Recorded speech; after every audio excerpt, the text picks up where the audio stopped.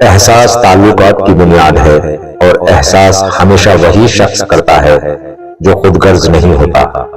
محبت کو الفاظ میں نہیں، لہجوں میں تلاش کریں۔ الفاظ تو منافقین کے بھی بہت میٹھے ہوتے ہیں۔ دنیا میں دو طرح کے درد ہیں، ایک درد وہ جو آپ کو تکلیف دیتا ہے، اور دوسرا وہ جو آپ کو بدل دیتا ہے۔ ایک بزرگ سے کسی نے پوچھا، انسان کا سکون کہاں چھپا ہے؟ فرمایا، غفلت ہو جائے تو سجدے میں ہے، غلطی ہو جائے تو توبہ میں ہے۔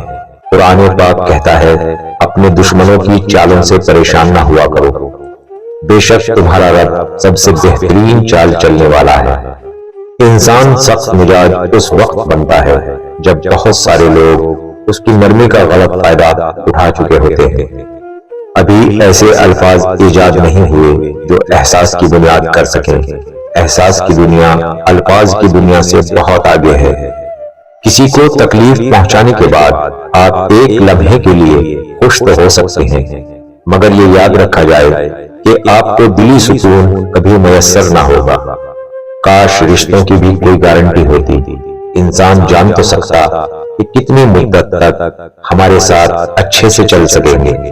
والدین کی تعریف دنیا میں اس سے بڑھ کر اور کوئی ایوارڈ نہیں ہو سکتا کہ لوگ آپ کی تربیت کی وجہ سے آپ کے والدین کی تعریف اور عزت کریں۔